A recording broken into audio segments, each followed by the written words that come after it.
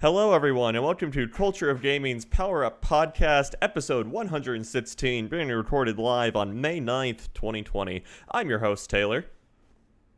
Oh, hi. Hi, Taylor. My name's Andrew. How are you doing today, Taylor? Good, how are you, Andrew? Oh, I'm okay. doing okay. Sorry, that took me off guard there. It was a little new intro here. Yeah. I was a bit confused as well. Wait, Yeah. so Now I you guess say we all your go- name. Yeah. okay, I'm Anthony. As I've been on like every episode of this podcast, as you're probably aware. Okay. For those of you who may be watching. And yeah. I'm Ethan, since I have been, and I have been since the last time I was on this podcast, maybe a month ago or so. Okay. That wasn't too You long ago, was it? that wasn't a bad first run. You Alright. haven't changed your Okay. name. Yeah, It was we'll alright. we'll work on it. Anyway, We'll yeah, we tried a workshop little it. bit of a new intro segment minus that little technical hiccup there. Yeah. So anyway, I guess as we usually like to kick off the show, we talked about what we've been playing this past week. So Ethan, you were technically the last one to talk. So what have you been up to?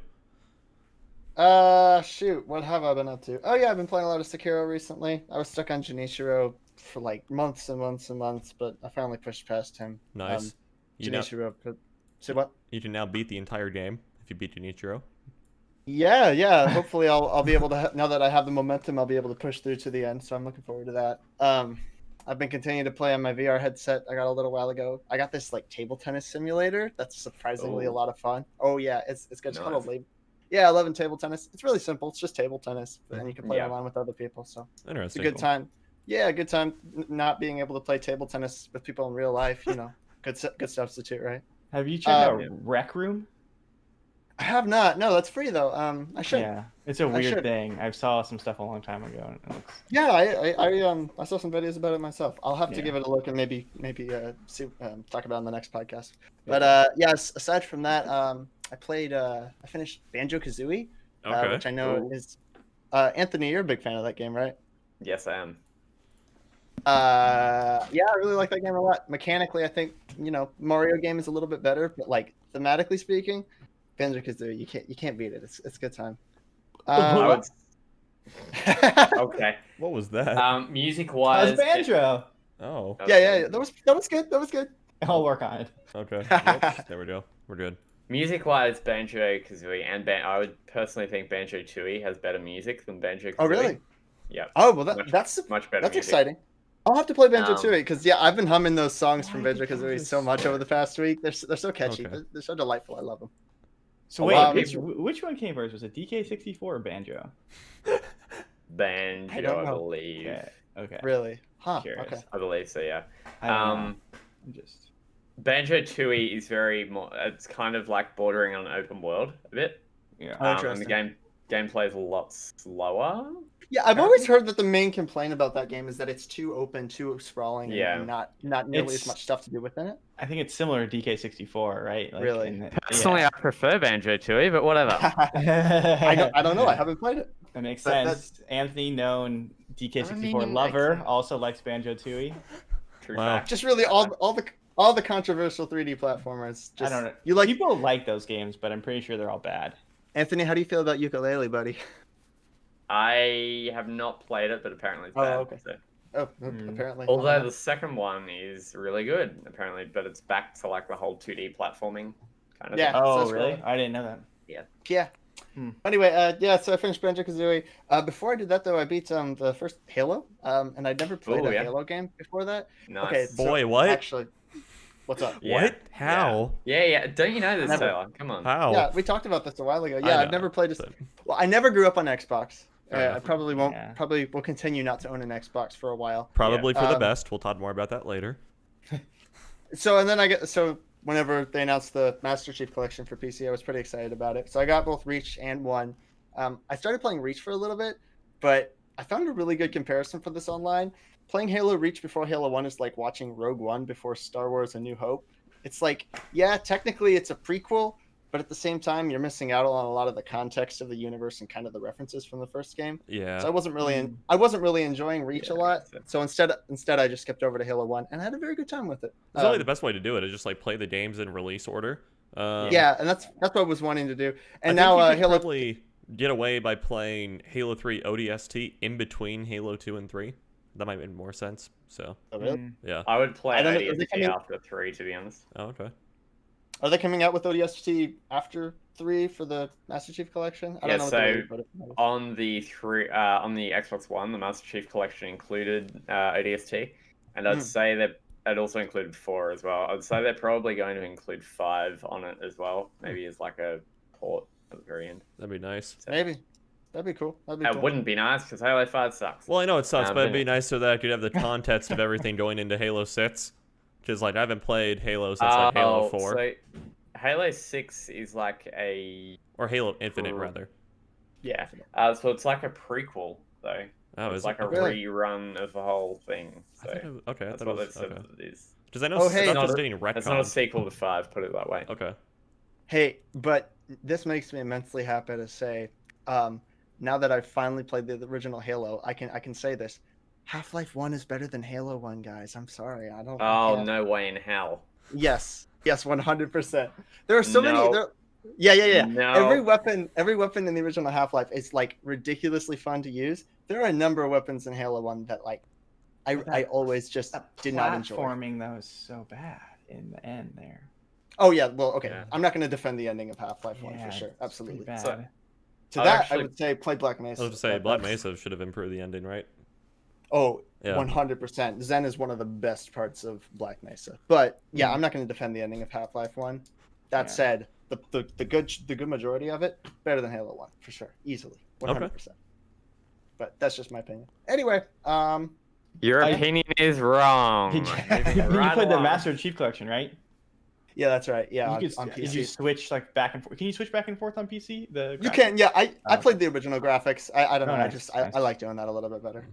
Yeah. Dang it, there was something else I played.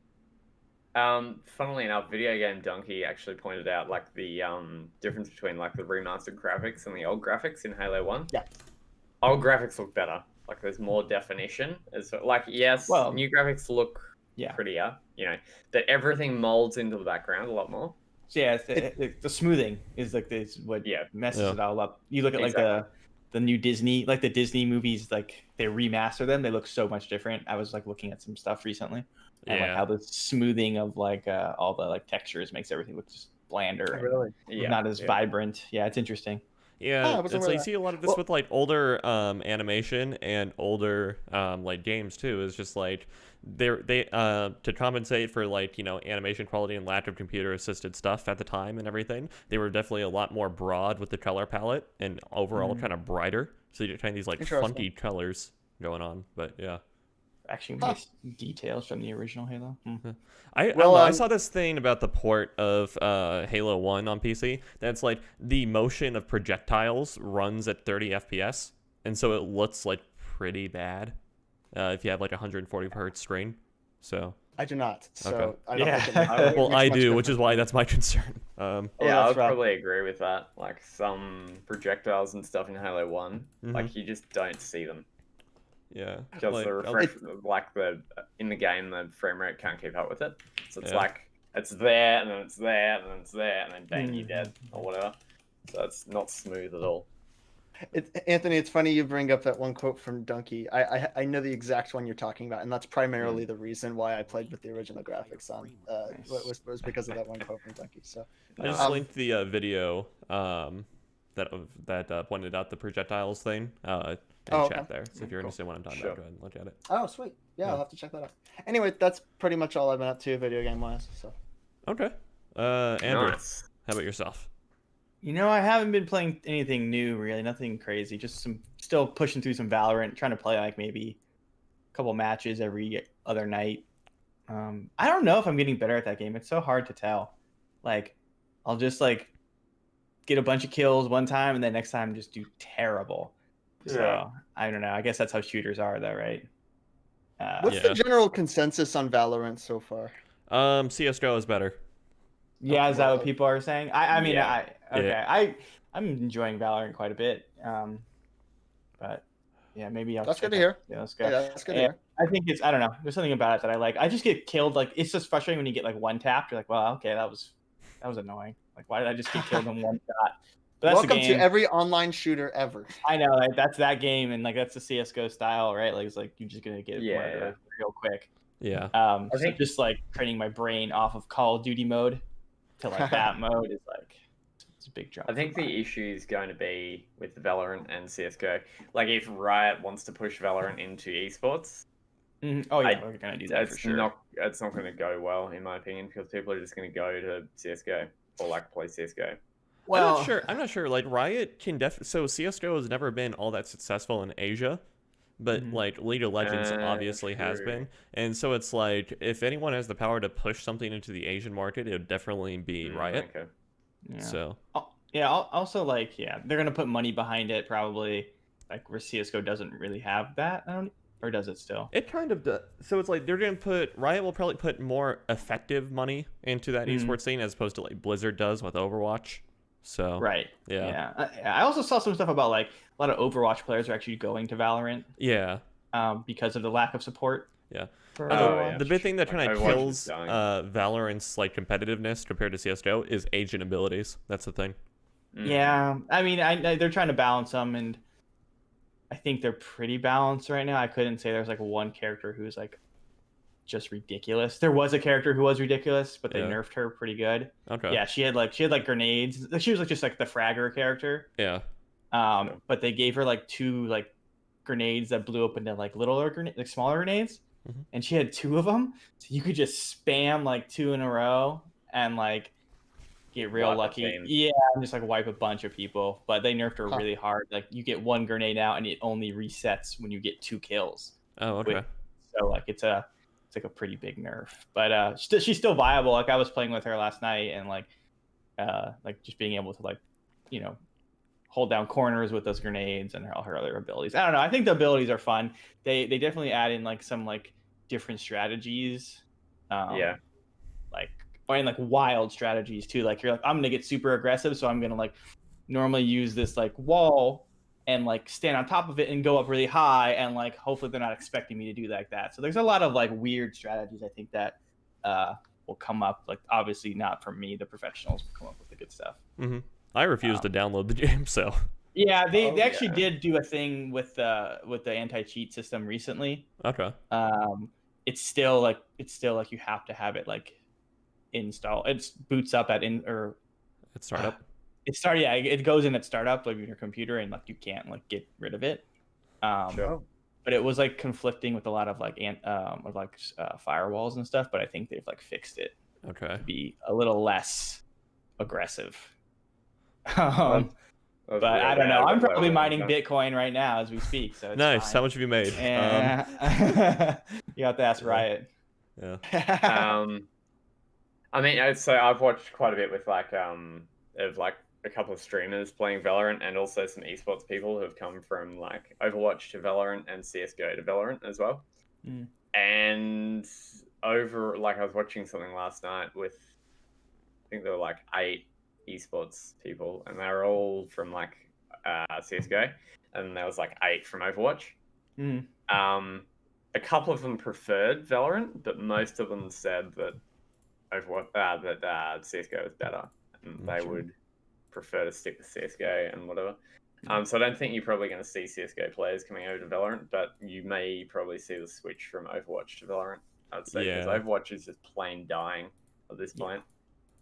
Yeah, Overwatch 2 is announced. I mean, Yeah, Overwatch 2 will hopefully breathe new life into Overwatch, right? I don't know. but Overwatch 2, Hopefully not.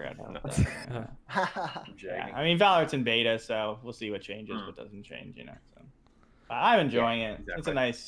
It's a nice tactical shooter. And they're like, I don't know. I've still been following the WoW community quite a bit, even though I haven't played it in maybe a solid 8 months or so. Like seriously played it in like maybe 8 months, and it's like not a good look over at Blizzard right now.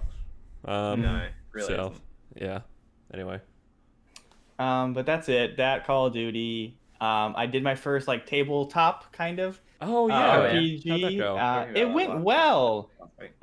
We played Goblin Quest, which is like a pretty easy. It's got a decent amount of setup, but basically, like you have these 5 goblins, and you have to come up with like a task for your goblins to do. Sure.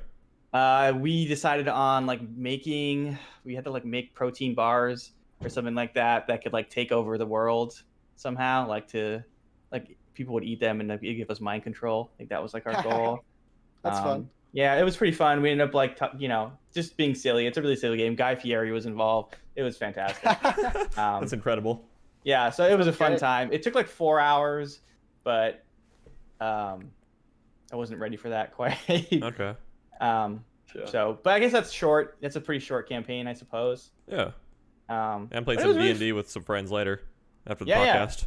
That's awesome. Yeah, it's really enjoyable, like, and I kind of had to take charge of it. I was a little nervous to like DM. I wasn't really DMing because it's like a DM-less game. Oh, okay. But like to Kind of like run things, whatnot, right? yeah, Keep like I things had to going. like push things along and like Yeah. if someone like I would try to help people out, like, oh, remember you have this thing that you can use. Come on now. Yeah, so it was really fun, and me and a couple of friends did that, and I think we enjoyed ourselves. So Do you want to- definitely. Oh, go ahead. Keep going. Oh, so definitely gonna try something again another time. So about a year or so, almost literally a year to the day, actually, because I remember I got this for Matt's birthday one year. There's this Dark Souls board game. Oh, I've seen that. Oh, It's really? It Really is- intense. It is really, really fun. Like, it is really, Okay, really cool. fun. Like, normal, like, circle of friends is, like, 5 people and everything. The game's meant for 4 players, so what we did is just, like, we just had someone just straight, like, run the game, like, just DM the game while the other 4 people played and everything. But, yeah, we've only played it once or twice, but it is really, really fun. I know there's a Bloodborne tabletop. Did that ever come out? Maybe. But yeah, the Dark Souls based one is super fun. So if you ever find it at a GameStop, I found it on GameStop, and like the top of the shelf clearance section is just like, we really just want this off the shelf sort of thing. Oh, Yeah. that's a good buy. Those are because like they Yeah. come with like a lot of good art and like little characters. They do. Right? It's really Yeah. really good. Mm, It's really yeah. good. Yeah. Really? Anyway. Oh, that's cool. We have to drinks lead this game. Yeah. Yeah, pretty much. We I- like I had to a enjoy few adult beers. beverages Yeah, while a few playing beers D&D. when I'm playing that stuff. It's always good stuff. And everyone is of age, so it is Oh, of legal course, to of do course. so. Anyway. Really? Yeah. Anthony, Anthony, what have you been playing? I haven't really jumped into anything new, much like Andrew. I've been playing some Apex here and there with my brother Okay. a couple of nights a week. We are getting no better. Excellent. But like he had one night, or like he was on fire one night and got like crazy amount of kills in one game, so it was nice. So been playing some of that. I love how they're like alternating between King's Canyon and World's Edge now. Mm-hmm. It's really good to see. They need to do more events though, I feel like, Oh, okay. Apex do. Because the play, like over here, the player base is kind of dying off now. F. So it usually takes around a minute or 2 to get a match at this point. So it is what it is, but it's not really that good. And we cover like Australia and New Zealand as well. So like the AU servers or whatever they are, Sydney server, I think it is. So I've been playing some of that. Also been playing some Call of Duty, some Gunfight. I think I prefer Gunfight to any other mode, to be honest. Really? Andrew, you're muted too, by the way. Thank you. There you go. What did you say? Wait, what? Uh-oh. He disappeared. Okay, anyway. Yeah, whatever. All right. So been playing some of that, and I haven't really played. I've finished the campaign in Call of Duty, so Modern Warfare. I haven't really played any of the new modes in the game yet. So I've played some Warzone, absolutely hate it, as I've already said. I've played like one match with Logan of like the new, which is a friend of ours, of like the new modes and stuff. That wasn't too good. This is a while ago. So I'm sticking to Gunfight. Aside from that, I haven't really played a whole heap. Okay. I like spent a good amount of time leveling up those like pistols. I don't know if you've encountered the snake shots, as they're called. Oh, yeah, I've heard yes. about those. I spent a good amount of time on like Tuesday because it's like double XP. Okay. Like it was like double XP, and you can go like to shoot house, or not shoot house, shipment, and you can just get tons of kills.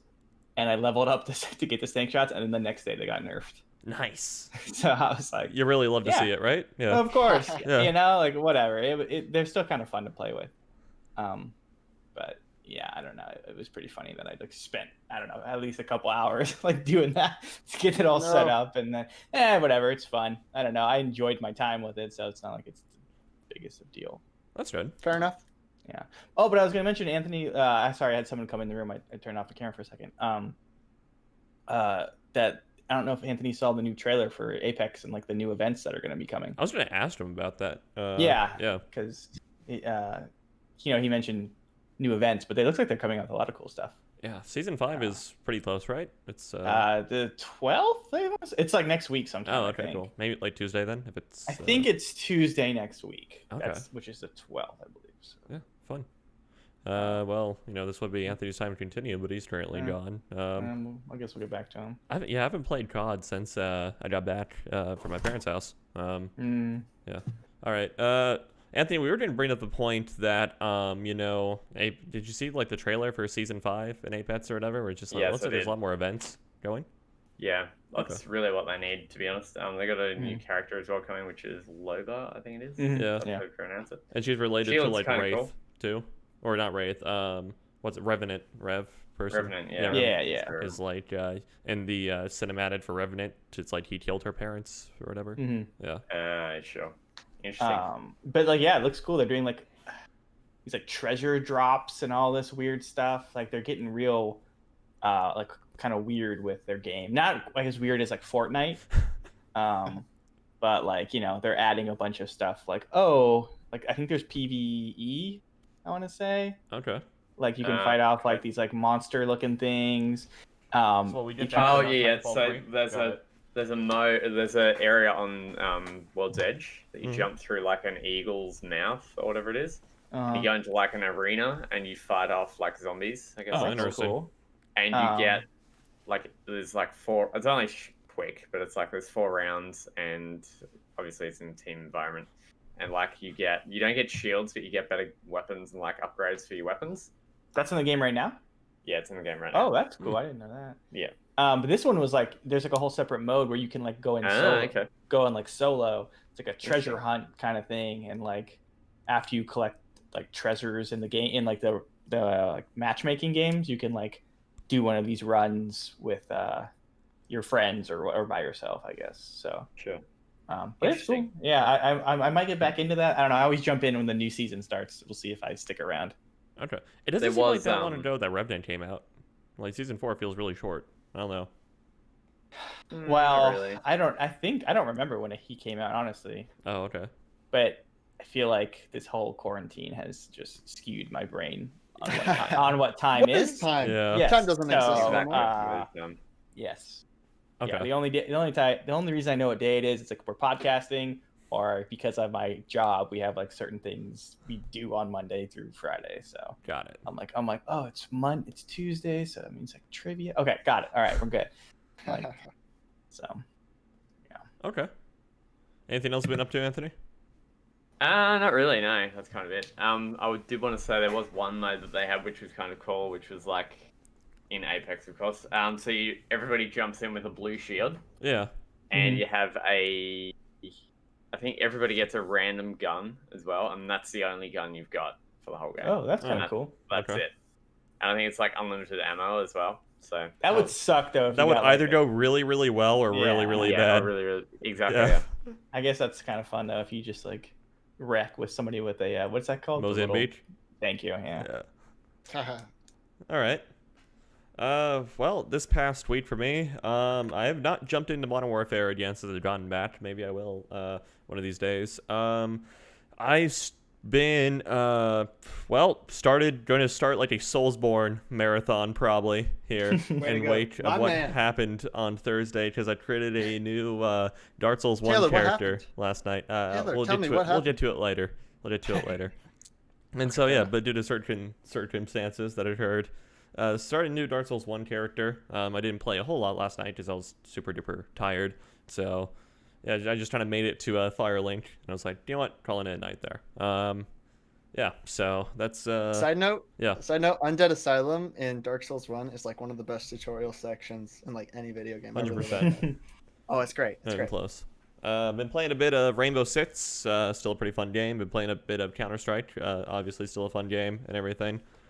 And yeah, that's pretty much been it. I tried to play a little bit of Final Fantasy 14, and yeah, it's like, didn't really have the patience to go through the slog right now. Fair enough. Yeah. I have no extended thoughts about anything, as these are all games I have played before. Yeah. Yeah. Okay. So, going through the housekeeping stuff, the main site is, of course, culturegaming.com. There you can find the latest gaming news, reviews, interviews, opinion pieces, etc., etc. There you can find a link to the community Discord where you can chat to everyone that works for the site, as well as everyone you see on the podcast. And that is the community Discord, a link to which you can find on the right-hand side sidebar of the fresh new look main site that is still kind of a work in progress. But overall, the new look is there. Minus some tweets. And then, let's see, facebook.com, there are two pages for the main site and for the Power Up Podcast. They are facebook.com/the COD Network and facebook.com/Power Up Podcast. Those two Facebook pages for those two things, respectively. And then Twitter @the COD Network, Instagram @Culture of Gaming, youtube.com/Culture of Gaming, and twitch.tv/Culture of Gaming. And if you'd like to find a repository of all of our previously recorded podcasts, you can head on over to wherever you can usually listen to podcasts and find us there, albeit Spotify, Apple Podcasts, Podbean, Pocket Casts, etc. Got it.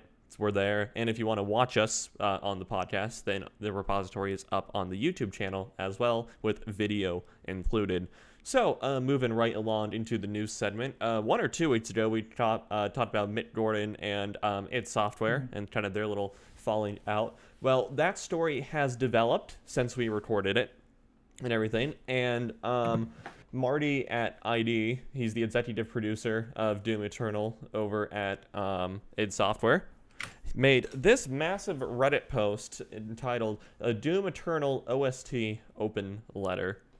Where he basically talks about, over the past couple weeks, I've seen a lot of discussion centered around the release of Doom Eternal Origin game soundtrack. While many fans like the OST, there's speculation, criticism around the fact that the game's talented and popular composer, Mick Gordon, edited and mixed only 12 of the 59 tracks on the OST, the remainder being edited by our lead audio designer here at id. Some have suggested that we've been careless or disrespectful of the game music. Others have speculated that Mick wasn't given the time or creative freedom to deliver something different or better. The fact is, none of that is true. And then what has become unacceptable. What's up? Have you read this yet, Phil? I've skimmed it. It's very long if you have not clicked it yet. Yeah. I've read the whole thing if you want like a breakdown, but whatever. Okay. I skimmed it, so I tried out the idea and everything. Sure. Then he goes on to say that, we don't like the personal attacks against our lead audio designer and everything, who is a separate person than Mick Gordon. Chad. Yeah. Chad, let's call him Chad. Okay. No, that's his name. Oh, okay. That's his name. Okay, I missed name. So Anthony, go ahead. Basically, he was given. So Mick was given a time frame to complete all of the tracks and to have them ready to be pushed out. Mm-hmm. It was all agreed to. He agreed to it. The id Software agreed to it as well. Yeah. It was like, I think he had like 2 months or something overall to get everything done, which was pretty easy because all you got to do is take like all the game soundtracks and a couple of other like work in progress tracks as well, and like mush them all together and make it sound good. Anyway, so that deadline came to like a week to being to what am I trying to say? That timeline was almost upon them. There we go. And what's the main guy's name? Marty Stratton. Guy's name? Yeah, Marty Stratton. Yeah. Yeah, Marty Stratton. He contacted Mick and was like, "Hey, how you going? Basically, how's everything going? I just wanted to check in and see how things are going with all the mixing, all that kind of stuff."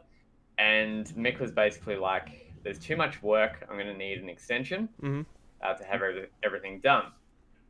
So there were also bonuses and stuff involved. Like if you had it done on this date, you would get a bonus, blah, blah, blah. So an extension was given and the bonuses were also pushed out to that extended date.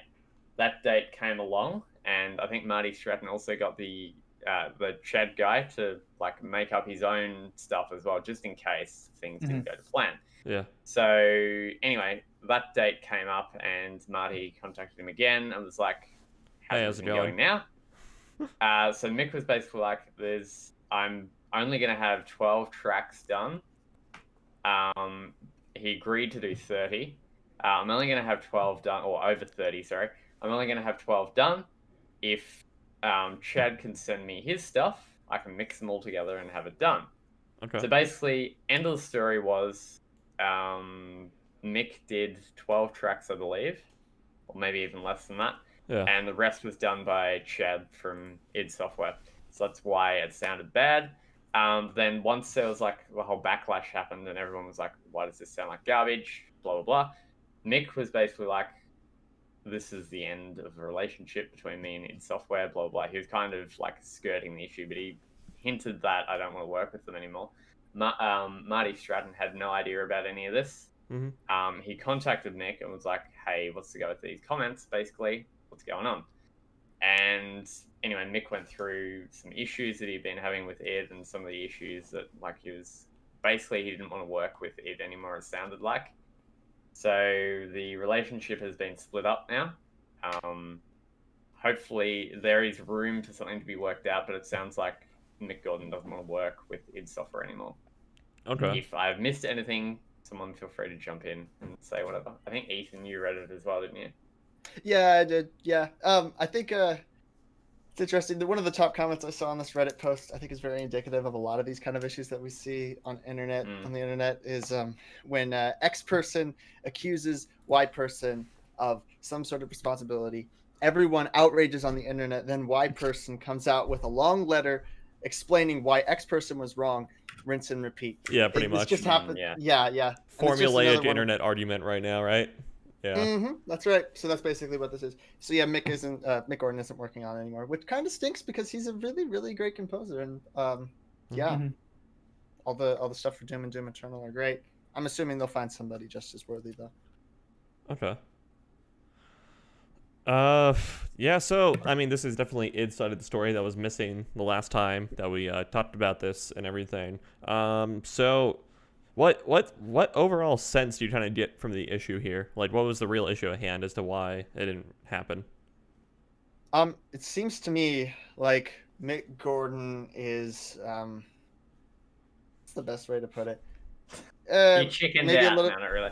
maybe no, he flaked a little bit, I guess, on his original proposal. And I don't want to take any shots at him. I assume that the music production process is a hard and complicated one. But if he set a deadline for himself, I mean, you kind of have to meet those deadlines, right? Yeah, I don't know. Seems like he kind of flaked a little bit on the whole issue. Okay, so you think the issue here is Mick kind of not living up to his I would agree. Okay. Well, Mick flaking in the first part, and then making some I don't know, very short statements on Twitter and not bothering to follow up on it in order to kind of allay suspicions and fears. That kind of forced Marty's hand, and he had to make this entire letter when really it probably should have been Mick that was the one apologizing or writing the letter or whatever. Yeah, I will kind of add to that as well and say I definitely agree. It sounds like Mick kind of flaked on it. Okay. As Ethan said, no shots at Mick or anything. Obviously, it's a very hard thing to do to mix like 30 plus tracks or however many he agreed to. I feel like this was a lack of communication. So I was going to bring that point up as well. It seemed like I got the sense that most of this correspondence happened through email and everything, and so there was very little like actual talking, like person to person, face to face, which given the circumstances around this time period, would kind of make sense. So I think that's a big part of it. Andrew, what do you think? What are you thinking? I mean, I don't know. It does sound like people, deadlines were made and deadlines were missed. Sure. Yeah. It also sounds like everything in general was kind of a mess. Mm-hmm.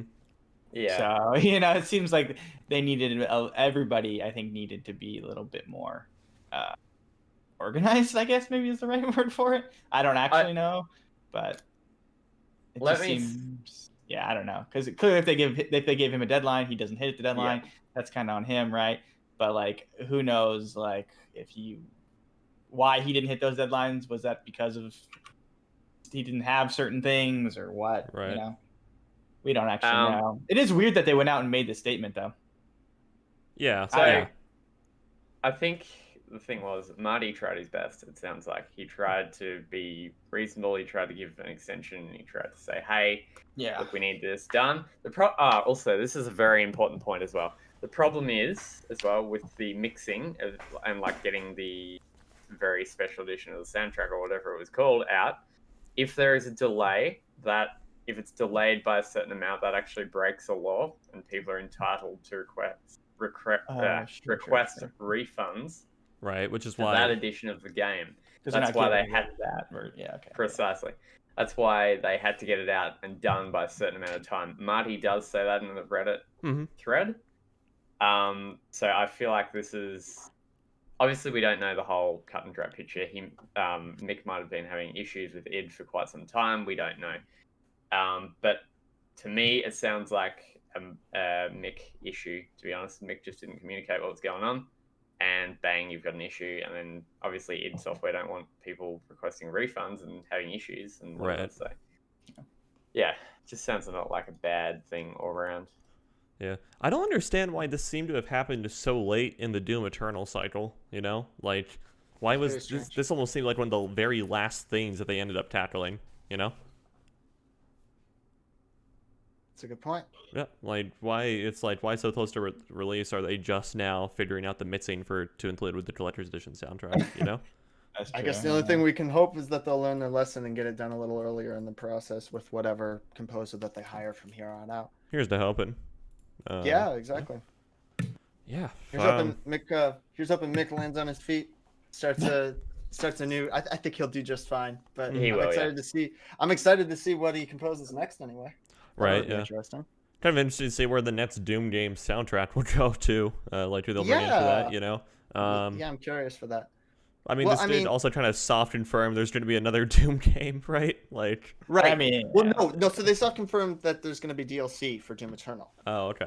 Yeah. They said that explicitly in the not soft confirmed it. They said explicitly in this message here that yes, there is DLC coming to Doom Eternal, but Mick Gordon will not be working on it. With that in mind, Mick Gordon has kind of set such a precedent for what the modern Doom soundtrack is supposed to sound like. I wonder if any composer that comes after him is just going to try and copy him, using what he's made before. Yeah. Instead of going for their own approach. I don't know. But it'll be interesting to see. All right, fair enough. I'm excited for whatever DLC they come out with, though. That'll be that's gonna be hype, right? So there's story. They're doing story DLC. Nice. Interesting. Oh, really? I got to play it again. And also some multiplayer stuff. So once again, going off Donkey's videos, I've been watching quite a lot of him. I don't really like Donkey all that much. Oh, I love Donkey, man. He's fantastic. I don't like his humor. I think his humor is kind of dumb. I think it's well, you're just stupid. Okay. I agree. Ross Reborn in the chat says can't replace him though. Him being Mick Gordon. And yeah, but yeah, it's like there'll be that kind of like timeless, iconic sound of Mick Gordon for Doom. But yeah, it's like you can't just have. So they could get, a different person worked on the old Doom soundtracks as well. That's right. What was his name? I don't remember what his name is. I feel like it was. It was written at some point in the letter. Yeah, it was. Yeah. Or I think there was a comment. Bobby Prince on the Reddit. Yeah, there you go. So they could get someone who could do something like that as well. There was talk of them a rumor of them maybe getting like a bunch of like metal bands together and like doing kind of like what they did with one of the tracks in Doom. Okay. And maybe doing something like that for a whole soundtrack. So yeah, I don't know. I honestly don't think they're going to be able to top Mick though. To be honest, like that, his stuff is so iconic. Yeah. It's so. The name of the guy who composed the original Doom games is Bobby Prince, apparently. Yeah. I said that. You did? What? Yeah. I said that. Yeah. Yeah. I'm sorry. No, it's fine. God. Anyway. It's like when someone says a joke like louder and more people laugh. Right. Yeah. Exactly. Right. Yeah. Well, ultimately, I guess the main takeaway here is that even if you did, if there was, main takeaway is that you shouldn't. You should be a little bit more clear about your communication. Correct. When it comes to Twitter. Yeah. The whole email. thing that kind of. Yeah, the whole thing that kind of set this off was Mick Gordon's very short replies on Twitter that caused everyone to start the speculation and stuff. Mm-hmm. If you were a little more careful about that, maybe we wouldn't be in the same situation. But. Right. Also, kind of another thing to mention in the Reddit thread as well. Marty does say that he tried like calling him Mick multiple times and there was no answer. So in the end, he dropped him an email, and then I think there was a response like after 3 days or something. Oh wow. So obviously, there's bad communication. So no, yeah. Anyway, A lot of the comments seem to indicate that, like, when you get into like creative, like professional creative types, like composers and everything, them hitting deadlines is kind of an iffy thing. So, okay. Let's look at Kojima. Yeah. Right. Right. Oh man, yeah, Kojima is a really good example. All right, so yeah, you know, two sides of every story. I think the formula that Ethan described at the start of this segment kind of nailed everything on the head, right? This is definitely time and time again. yeah. Are we more inclined to believe this guy from id Software, or are we more inclined to believe Mitt's side of the story? I mean, okay, to be fair, Mick hasn't said his side of the story. huh? Yeah, he hasn't released a. Yeah, He hasn't said anything. Yeah, I was gonna bring that up actually, because I just realized it when I said it. That basically, like, well, you know, it's just like it might not explicitly have the receipts, but they do have a wall of text that's very detailed to the point where it's believable. And then Yeah. Mick has a few vague posts on Twitter. So, Right. yeah. So, okay, if you look at previous history, Mm-hmm. you can garner whether somebody is responsible or not. Have id ever like really messed up or like misled people? Not or really, no. No, okay. So I would be inclined to believe Marty over Mick, to be honest, because one, Mick hasn't said anything yet. Mm-hmm. I honestly don't think he will. Probably not. Two, as Taylor said, there is a very detailed analysis of what occurred. Three, I probably wouldn't really trust anything Mick has to say. Oh, okay. I mean, it sounds like he's. I mean, I don't want to say anything. It's all good.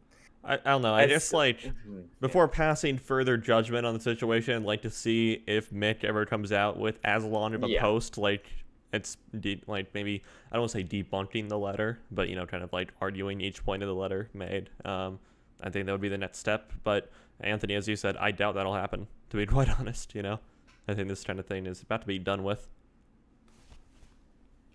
Most likely. Yeah, I would agree.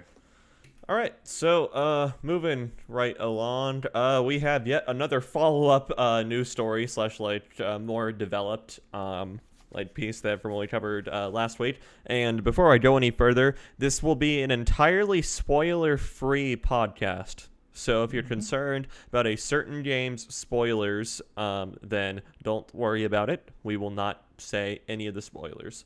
Yeah. Because, okay, well, really quick, refresh my memory. Who here has seen the spoilers? I Me. have. You have. Okay. Andrew, have you? I'm not. Okay. No. Yeah, 2 of 4 of us have seen the spoilers, so. I mean, I've probably seen a spoiler, but Right, I okay. have no frame of reference, so I don't think it matters. Okay. Also, once Right. again, talking about Donkey, don't watch his video on it. Wait. Mhm. Because he goes No, through it's the fine. whole thing. No, it's fine. It's fine, yeah. He goes through like. Don't. Stuff. If there is Stop, a I'm not spoiler. saying stop, what it is, but he goes through stuff, and it is spoilerish. So don't watch his video on it. Got it. I mean, he has a giant spoiler alert thing in the It, thumbnail, like right? 10 Yeah. times. It's pretty Yeah, funny, his so- video, actually. So He. No, I don't want to say it when Ethan's Ethan around. looks annoyed. Never mind.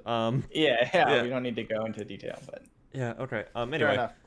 So yeah, you know, last week we talked about The Last of Us 2 leak because you know that was literally the hypest thing that happened that week, and that was kind of insane.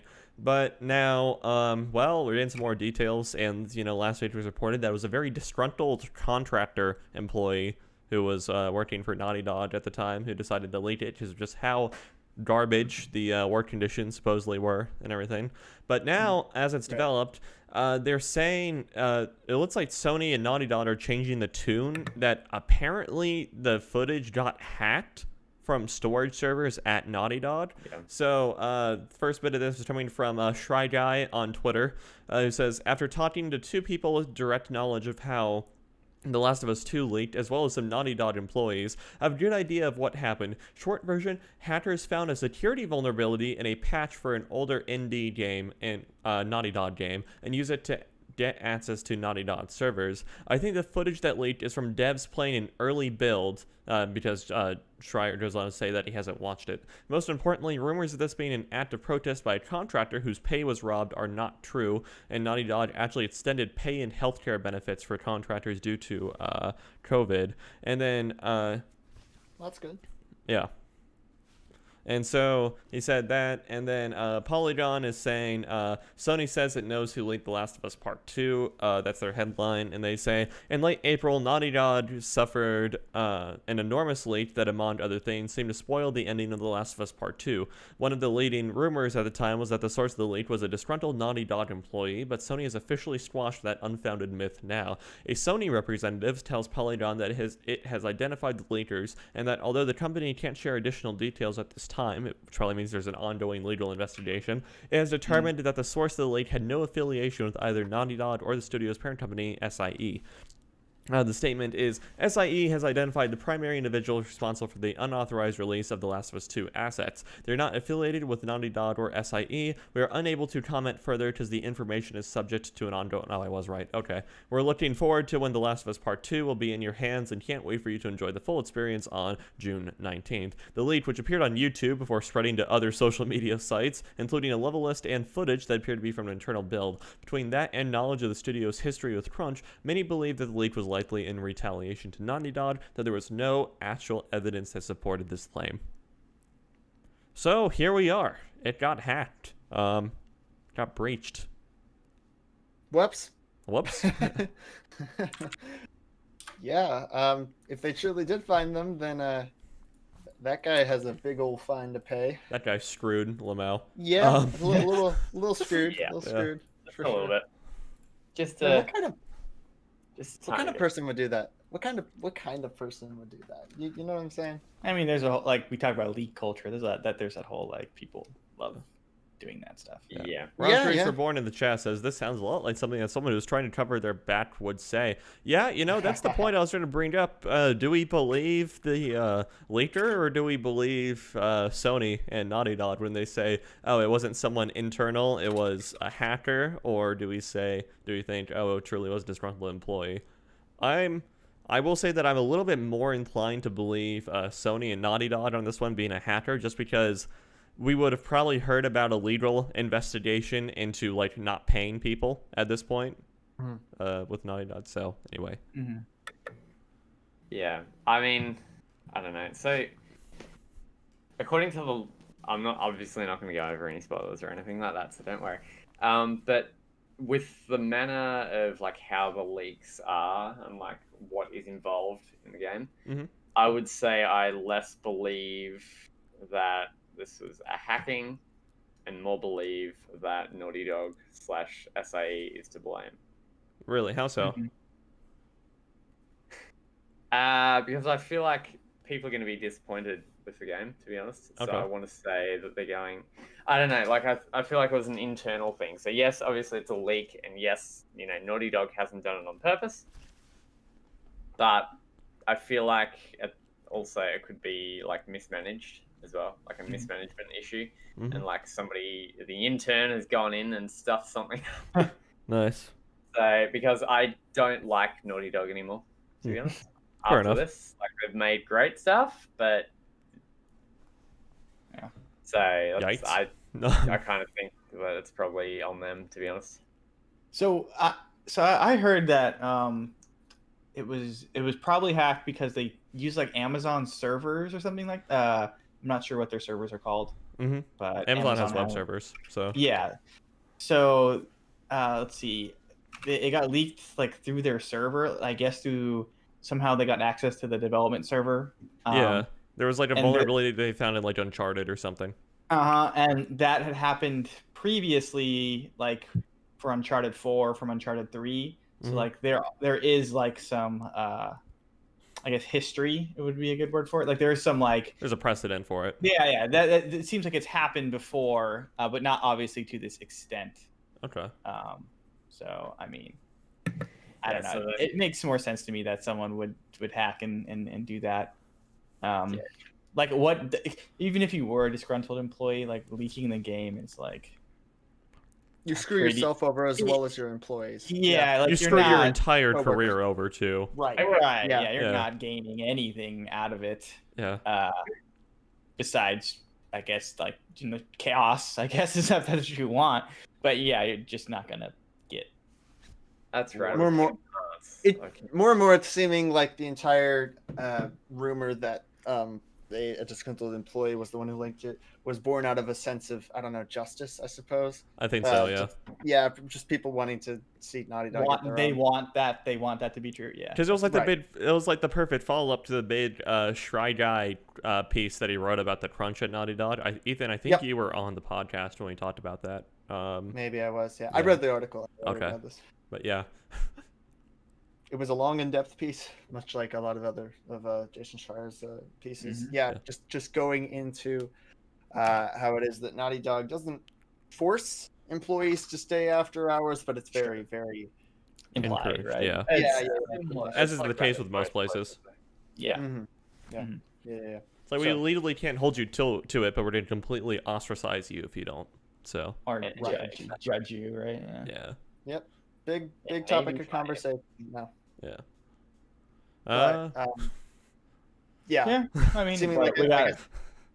Go ahead. The rumor that an employee leaked it is probably the more, I don't know, poetic Right, version of yeah. that story. Yeah. But the hacker is the more realistic. Hacker's the more Yeah, realistic version, so it makes more sense. I think Anyway, I think it highlights a lot more mismanagement by Naughty Dog as opposed to a disgruntled employee. That Okay. there's they were able to use what is almost essentially the same breach as they used for Uncharted and everything to gain access to this again. And so yeah, and then it's like, why didn't Naughty Dog patch this? Why didn't they apply Yeah. security fixes? Why didn't they secure their stuff moving forward? And that to me Exactly. highlights That's what I was more of a gonna say. management problem than like a contractor who was having payment issues. Mhm. So yeah. Like, it's interesting that they've gone and stuff's been they were hacked with Uncharted 4, and the same things happened here. Like, wouldn't they have fixed it?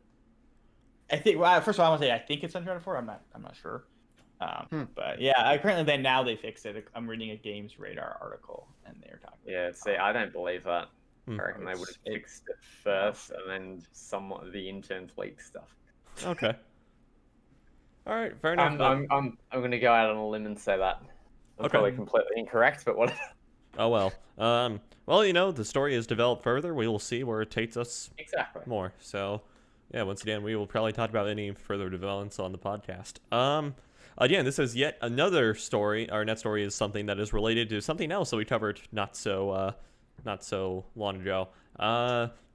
Well, you know how Battlefield 5 died. We talked about it's going to reach end of life by the summer. Well, Battlefront 2 effing died also. In a blog post by EA, headline is this is written by creative director Dennis Brunvall. And the headline is, after over 2 years of free content, the vision for Star Wars Battlefront 2 is now complete.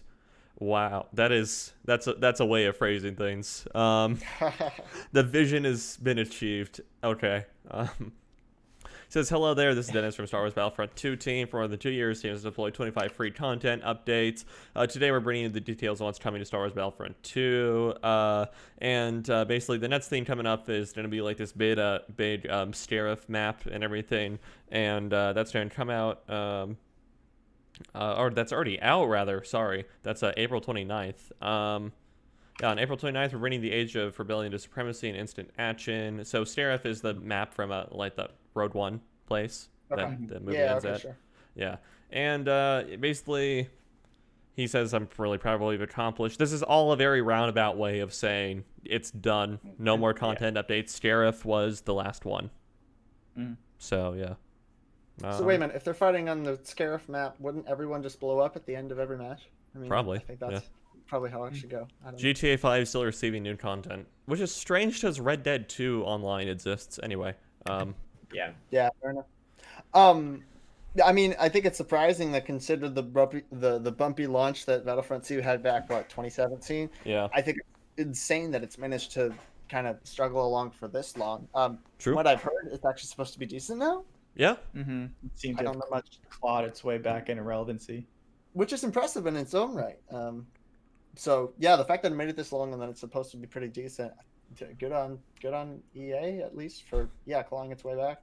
Right. So yeah, the big thing that this indicates is that, well, it's all hands on deck for Battlefield 6. You know, There you they've presumptively pulled the team from Battlefield 5 and to Battlefront 2, so it's all hands on deck for Battlefield 6. There you have it. Right. We had talked about how Vince Impella was most likely directing Battlefield 6 this time around also. So, wow. Yeah. Andrew, what do you think? You have any vested interest? Yeah. Okay. Yeah, I mean, yeah. Well, I never played it, so I can't really comment too much on Battlefront. Fair enough. Yeah, I never played Battlefront 2 either. Ethan, did you ever play Battlefront 2? I did not play Battlefront 2. Okay. Anthony, did you ever play Battlefront 2? Oh, okay. Yes, I did. For like a day. Okay. And then very promptly gave up on it because the updates were far too big for it. Yeah. So it took like 50 years to update something. Mm-hmm. So I installed it. It's like 80 gig. Then I had to install, much like Call of Duty, had to install like a 30 gig update. Good God. And then played it for like a day after like waiting a day for it all to install. Mm-hmm. The heroes versus villains thing is absolute garbage. Didn't like it at all because you just die immediately. That is the only mode that has any people playing it. Every other mode is just empty. And yeah, it's a dying game. At least over here, I don't know about US servers, but over here, not many people play it, particularly at in the evening, like at times when you'd think people would be gaming or like playing a game like that. I feel like Battlefront 2 has been out for long enough now where it can successfully, die, not retire, very can die gracefully. Yeah. So I don't know. I don't like it. If they got the people who did the original Battlefronts to make a new one, that'd be great. Like the same, it was done by EA, but like the same, people who worked on that. The new Battlefront format isn't working, so okay, just don't make another Battlefront game. There you go. All right, fair enough. Plain and simple. Yeah. We were talking about how it's like all hands on deck for Battlefield 6. Yes, hopefully. well, I'm actually excited for Battlefield 6 because we got Vince.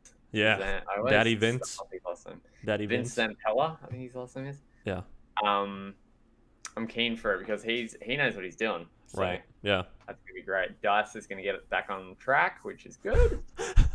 And yeah, we can get a good Battlefront game. Oh, the innocent, sweet optimism for Battlefield 6, right?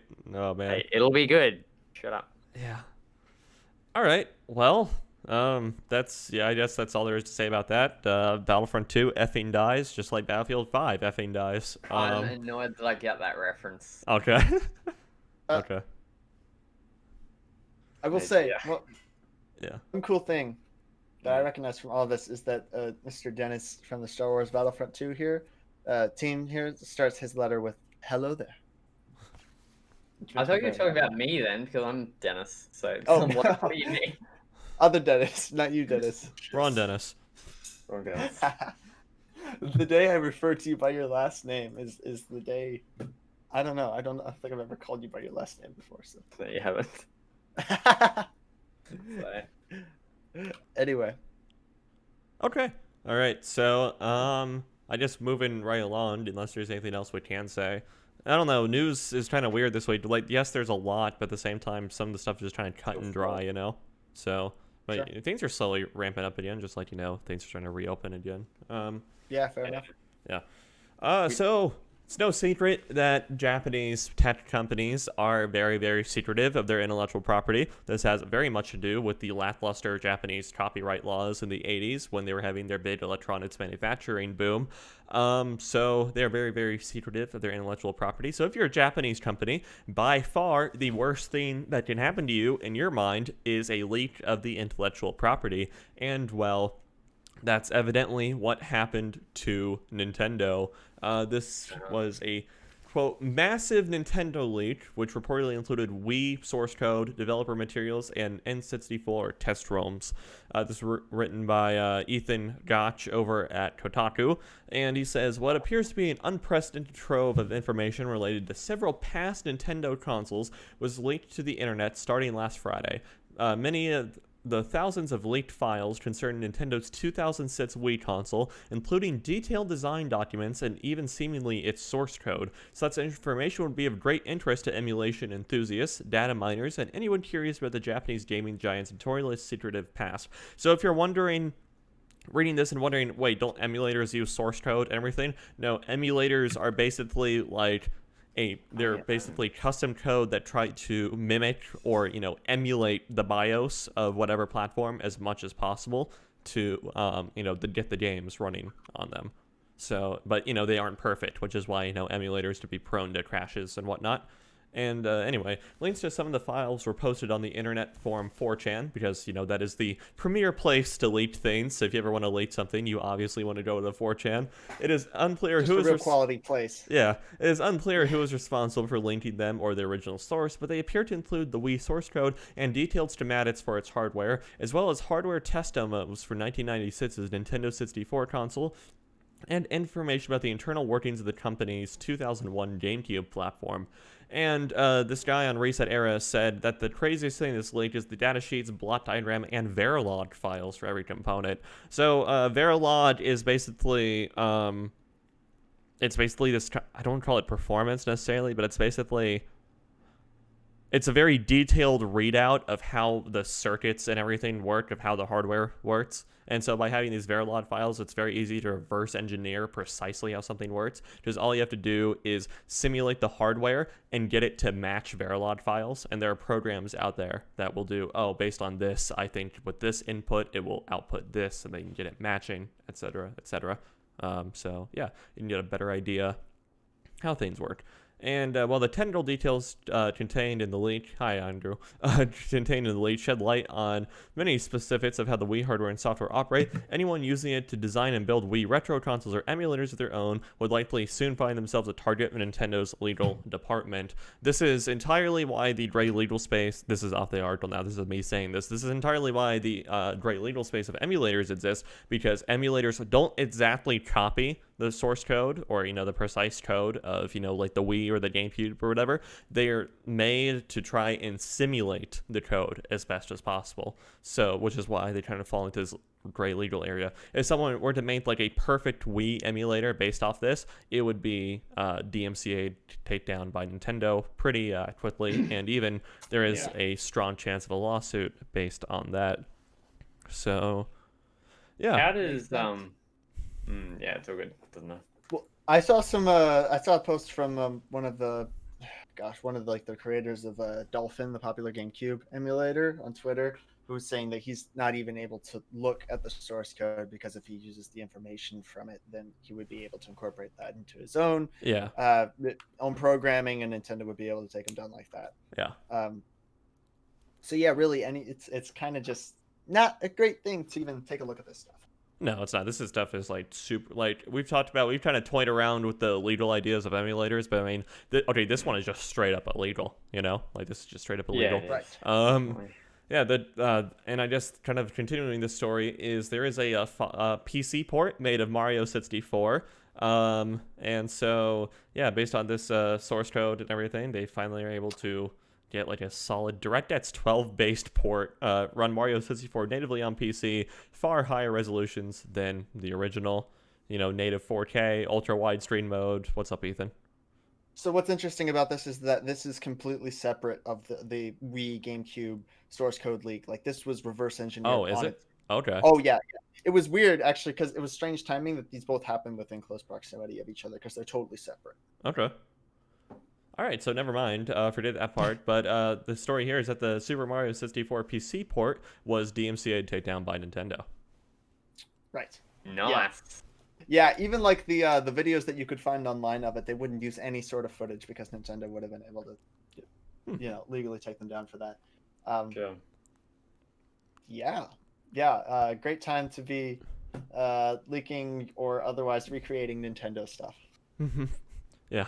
I think Andrew, Nintendo. oh, go ahead. No, it's okay. No, it's okay. Andrew, go for it. Oh, What do you I think? What do mean, you think? yeah, this is interesting stuff, right? Like, Mhm. how did it leak? Sorry, I missed We that. don't Is it know just- that yet. I don't Oh, think. okay. Yeah. Some guy Yeah. on 4chan was just like, here, bunch of Nintendo stuff.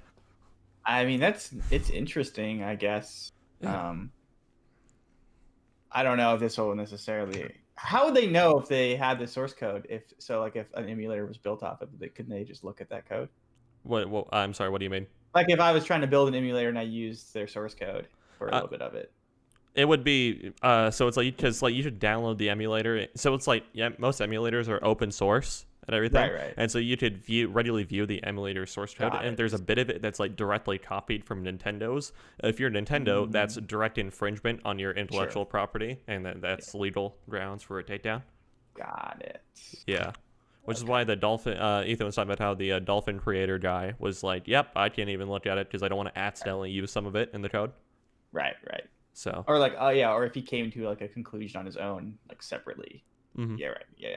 Oh, okay. That's interesting. I wonder if this will do anything for ROMs more particularly because like there are probably some of those N64 games that never got released. Yeah. So it'd be like maybe you could dig those up somehow, like the N64 version of Animal Cross or something, Yeah. like that's what I'm more interested in than like the actual like emulation aspect of it. You could theoretically start adding portions to games, and it worked semi well and everything. Like you could add like an expanded level set to like Ocarina of Time or something like that. So we're getting like some ROM hacks now of, Yeah, like, you might. N64 games. Yeah, you might be able to.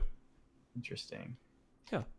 One thing I think both of us kind of skipped over. I didn't notice this before. Included in that one source code leak was a couple ROMs for some N64 hardware and test demos. Mm-hmm.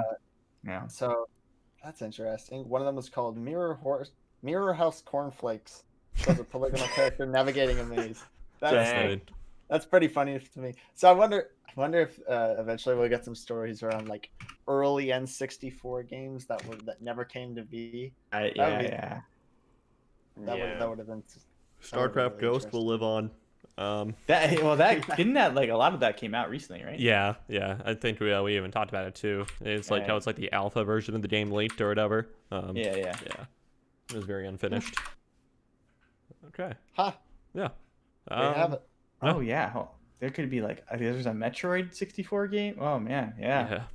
I'm into seeing like what could have happened. Huh. I feel like Nintendo just needs to loosen up a bit. Why is that? Well, there's that. Yeah. They've done a better job of not being so strict on their takedown policies in the last few years, specifically as it pertains to YouTube. Yeah. They've been a little bit more lenient with creators, but definitely not with ROMs and stuff like that. Yeah, and they're totally I was gonna say it's like right. It's like I don't blame Nintendo for like being so aggressive taking this specific stuff down This and everything. specific Like, one? yeah. 100%. Yeah. Yeah, that's okay. fine. But I don't understand. Like, you've got old games, just let people play them. Glover 2. What if Just there's let like people play Glover 2. Come on. Yeah, come on now. Yeah. Exactly. Let people play the awesome Donkey Kong 64. What I am curious about, obviously this is their intellectual property. Andrew. It makes sense that they would go after people like this, but at the same time, what really is their reasoning? Why would they need to hold on to it if the Wii or the N64 aren't even in production anymore, so they don't have a lot to gain? They don't want any other person to profit off it either, because Yeah. like if somebody used this source code and came out and like, oh, perfect Wii emulator, $20, right? That would probably be. It's like there would be probably demand for it because you wouldn't have the instability issues like you might have with a Dolphin or whatever, right? Or it works better than Dolphin, $20. Sure. That would probably start printing some mad cash, and Nintendo doesn't want people to profit off their own intellectual property. Yeah, theoretically, like, oh, we were planning on making Wii games for the Switch or whatever, right? Yeah. Like, and then and I get mean, in trouble. all that's interesting considering there's the rumors of the HD remasters of the Mario games coming out this year. So, Right. Is that confirmed? No. No, it's not. It's not Rumored. confirmed. But It's like heavily rumored, but It's not happening in my opinion. The Switch but we'll Pro get has to been that heavily later. rumored since like 2018, and we Oh, still don't yeah. have that yet. You know, right. I'm not sure Yeah. how good Nintendo rumors are nowadays, to be honest. I mean, A all lot that's of kind of interesting, though. It's an instance of history kind of repeating itself. Back whenever, gosh, how many years ago was it that they had another Metroid 2 remake that came out? AM2, Nintendo yeah. had, yeah, Yeah. AM2R. They came Oh, after yeah. that, and then later that year they had their own remake of Metroid 2 that came out. Yeah. Yeah. Weird deal. To be History fair, kinda though, repeating itself. Nintendo let AM2R go for a while. And then I Mm. think, is like when they plan on doing Samus Returns, it was just like, yeah, we should probably. Sorry. Fair enough. Yeah. That's, Anthony, anything more to the point of Nintendo needing to loosen up at all? Let people play your old games, people. Fair enough. Like, see, I don't know. Like, what harm is gonna do you? Like, if someone wants to play Ocarina of Time emulated, like, I'm not gonna go out and pay $200 to buy a 3DS or like $500 to buy an N64 now to play the game. Well, I mean, If Nintendo not- has been lenient with emulators because they don't directly infringe on. Oh the no, intellectual they property. But not ROMs, obviously. Oh yeah, not wrong. Well, it's like that's because like okay, so emulators are more of a custom code thing, right? That doesn't. But then like But you ROMs are can't just play like games direct over hacks of are just like direct files Copies. under Nintendo. Yeah. Yeah. And the legalities of ROMs are kind of gray as well. Technically speaking, you're not supposed to have a ROM unless if you also own the physical copy, which is I'm sure. I mean, it's pretty safe to say. I think all of us have kind of probably infringed a part. No, I've at one abided by point or that. Another in time. I have the entire N64 library. I don't know what you're talking about. I've, Emulated? I don't know about y'all, but I Oh. can dead ass say that I've abided by that. Really? Wow. Yeah. Way to go. Like, Way you've to got go, man. every single N64 game? No, No, I've just- never even used an N64 emulator though. Not you, Taylor. Nobody Oh. cares about you. Okay. I do have a random assortment of N64 games, like surprisingly a decent amount. I probably have like 15 to 20, maybe more than that. And I just happen to have them. I don't know how. I just happened. They showed up all of a sudden. Okay. So Okay, Chrome, why do you keep crashing? Seriously. Anthony, right though. Okay. Well, looks like. I have Andrew I have agrees. all the Mario parties. Oh, I'm sure. Yeah. Yeah, that's All the those are Mario all- Karts? I have I have 2 copies of Mario Kart 64 for some reason. Okay. Well, I have Snowboard Kids, fantastic game. You should play that game. I have Heard of Donkey that. Kong 64. Okay. All right. I'm not gonna play that game ever. Oh, you do. Oh, you do. I do. It's a yellow cartridge. Yeah, he Um, linked a picture of it in I Discord sent a once. picture in the Discord a while back because I found it. Yeah. Oh, sure. Yeah. Okay, so okay, seriously, you should just play the first bit of Donkey Kong 64. It's good. We're gonna continue Alright. talking about Alright, 64. I will during this quarantine. I will play it. If I Yeah, can, I will try to stream it. I will see if I can hook my Oh, Lord. I can hook my N64 up to my PC here through some Elgato's business. Hmm. So we'll see. Have Try. fun. Trying to get a capture card off N64. Oh. Well, the capture card I have, wherever I have it, Yeah. it's super old, so I have to Oh. clean it. But it's got a AV in Ooh. and an HDMI out. Ooh, So, okay. Yeah, Ooh, it should work. nice. Yeah. Okay. Should You might work. be good I then. gotta clean this thing up and Impressive. test it. So Okay, we'll so see. look, do not feel like you gotta play the whole game. Just give it a try. It's not that bad. Anthony, for your sake, someday I'll play Donkey Kong 64 and Banjo like, Kazooie. like I can Hey, say, No, that'll please be- don't validate him. Please don't validate him. Hey, I Taylor, gotta- Taylor, I said it's Taylor, not Taylor, that I've bad. already said nobody cares about you, so shut up. Oh. Taylor, there's a good chance I might be able to unvalidate him by saying that they're just garbage, both of those. Yeah. games. Okay. I don't know Well, yet. Right now, I'm just. Banjo Kazooie as well. Your pitch was it's not that bad. Okay. That is the So it can be worst bad, pitch but not that bad. anyone Okay. has ever gave me on to play a but game. not that bad here means that it's good. Okay. By the Hey, way. here's my pitch for Super Mario Sunshine. It's not that bad. It's pretty bad. Hey, no, you talking? Super Mario 2. Super Mario Sunshine was good. Remember, Oh, no. you know that, Ethan? Super Mario 2? The It's Super alright. Mario 2 is good. Super Mario 2. It's alright. Yeah, it's alright. I'm referencing something. Super Mario 2. What do you think I'm talking about? I have no idea. Super Mario 2. Game of the year, baby. Exactly. Yeah. Oh, yeah. What? Okay. Nothing. Super Mario You wouldn't- Brothers 2. You wouldn't has get been- it because nobody cares about your tail. Oh, Jesus. Okay. No, Taylor. Super Mario Brothers 2 has been Video Game Donkey's Game of the Year for 13 years in a row. It's the Oh. Game of the Year, baby. And that's why I don't take him seriously. Yeah. If you really like Super Better Mario 2, not. you should play that new Mario Maker update. Oh, okay. Has that come out yet? I think so. Pretty sure. Oh, What, God. Mario Maker Did we even 2 talk- or? Yeah, Mario did we Maker 2 talk- had an update. I don't think we talked about it. Yeah, but- there's this really okay, gosh, probably about a week ago, Nintendo announced the final Super Mario Maker 2 update, and it comes with worlds. Like you can make your entire own It's- worlds that connect a bunch of levels together, which people have been asking for forever. Yeah, It's basically what it's Nintendo, going to unlock. Yeah. right? Nintendo was finally like, you know what, screw it, make your own game. So that came out the 22nd of April. So that came out like a couple weeks ago. Do it here. Make your Really? own Mario game. Okay. Shoot, I haven't played it since then. Yeah, it was a really big update, and then that also included some Mario Brothers 2 stuff.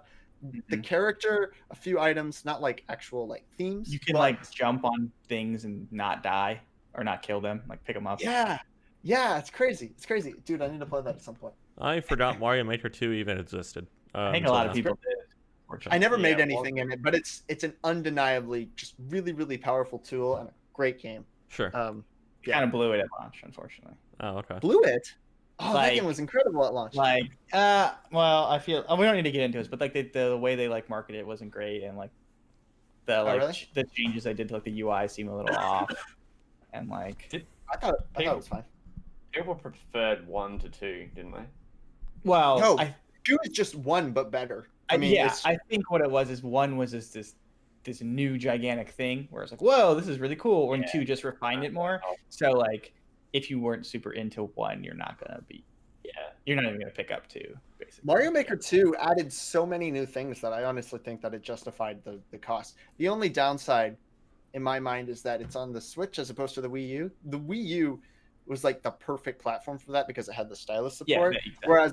Whereas on Switch, you had to use, if you are going to use a stylus, it has to be one of those fingertip styluses, Yeah. which doesn't work quite as well. And you have Other to use than that, handheld as well. Right? You're Yeah, doing- you can play it with the Pro Controller. That's really the only downside, but Mhm. I don't know. That's a total aside. Hey, Taylor, I sent another piece of news in the outline. Yeah, I don't know. saw it. So yeah, this surprise piece of news, right? Yes, this surprise piece of news that popped up. Well, there are rumors going around. Oh, I heard about this too, actually. A Mass Effect Trilogy remaster will be out before next April. All right, so sometime between now and next April, so within the next year or so, right? There'll be a Mass Effect Trilogy released. EA Arts, wow, okay. Electronic Arts yesterday said that an HD title will be announced, and the word on the street is that it's Mass Effect. I wanted to say EA Arts again. EA said yesterday, yeah, that it intends to release 14 new games during the next fiscal year, which runs until the end of March 2021. Titles weren't explicitly revealed, and this is coming from an investor call, by the way. So new Madden, new FIFA, new NHL, and a mysterious fourth. And there will also be mobile games in the midst, some indie stuff from partner developers, which doesn't really fit any definition of indie that I'm aware of, but never your mind. Some new IP, and an additional EA HD title. It was all fairly conventional and unremarkable as these things go, but got more interesting today when VentureBeat reported that the HD title in question will in fact be a remaster of the Mass Effect trilogy. There's no more to it than that, but it's entirely unambiguous statement that HD remaster of an EA game is the Mass Effect trilogy, and VentureBeat's Jeff Grubb was confident enough in it that he tweeted specifically to draw attention to the statement. The report is, of course, unverified, but it's hardly far-fetched. The Mass Effect trilogy wrapped up in 2012, an eternity ago for all practical purposes, and the one game that we've had since then, Mass Effect Andromeda, is best forgotten. Yes, it is. In fact, that may be part of the new strategy at play here. A report surfaced in late 2019 that a new Mass Effect was in very early development, and what better way to remind people of just how magical Mass Effect was than by dropping a remastered trilogy ahead of the bid comeback announcement. In This addition is to that, really quick. Can I just say that this is like EA's version of Nintendo supposedly releasing the Metroid Prime trilogy on Switch before Metroid Prime 4? Okay, anyway. yeah, Anyway, go fair ahead, enough, Ethan. fair enough. Well, in addition to that, I listened to a podcast called I forget what it is. It's run by former Game Informer guy Kyle Hilliard. Oh, He reached out to this guy Jeff Grubb and had him on his podcast to kind of expound on the statement a little bit more. Mhm. And he just said that he didn't want to give up the source's anonymity. That's a word. But said that he's fairly confident in this remaster. So Oh boy, he says if it's from an anonymous source, we know it must be true. An unverifiable anonymous source, because we can't go to the same guy. You know? hey man, I don't know. You know what? Take everything with a grain of salt. But I mean, big if true, right? Mm-hmm. I mean, Mass Effect is from this particular era of the original 2010s, where a lot of the facial animation just looks really rough by today's standards. It's kind of hard to go back to that stuff and take it super seriously. If they could just like, You know what having maybe- worst facial animations than that? Half-Life. Half-Life has aged surprisingly well, as well as like the original Uncharted games. Those work pretty well. Okay. Anyway. But Mass Effect and games like Mass Effect and Skyrim look kind of rough by today's standards. So maybe this is like me wishing for the moon, but if they can go in and redo the mocap, I mean, That's a project and a half right there. that's a project and a half. Yes, but what if? Well, just say, what if? Hear me out. No, I agree with you. You know, that'd be a totally baller thing, but like, It would be, right? Yeah. Well, I mean, Mass Effect. I'm usually not kind of the graphics hound of the group. I would pin that on Taylor more often than not. I'm just saying. Wait, hold on. I know you're not the graphics hound, but you just criticized Mass Effect for not having good in Skyrim for not having good facial animations, and yet you say, "Oh, Half-Life has aged surprisingly well," when Half-Life has objectively worse facial animations than you do, or than not you do, than Mass Effect does. Nice job. I'm sorry. No, Half-Life has objectively worse facial animations than, Mass Effect or Skyrim does. I'm usually not the graphics hound, but I think that for a series like Mass Effect, it really does kind of pull you out of the moment when a lot of the facial animations and a lot of the character animations in general just don't look super great whenever they're trying to pitch you on the reality of that universe, right? Or the realism, whatever. I think I've also forgotten what if like they were vanilla able to Mass Effect does because I have okay. modded Mass Effect. I would be a very happy person, but yeah. that's just me. Okay. I suppose.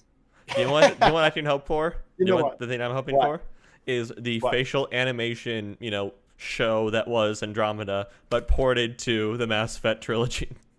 Yes.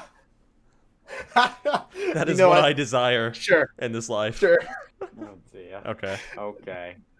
That would be great. Oh, dude, Dane's serious here for, again, I'd buy it. 100% I'd buy it. Yeah, Mass Effect Remaster Trilogy, I would buy it, 100%, no issue. I'm done switch, you cowards. Yep.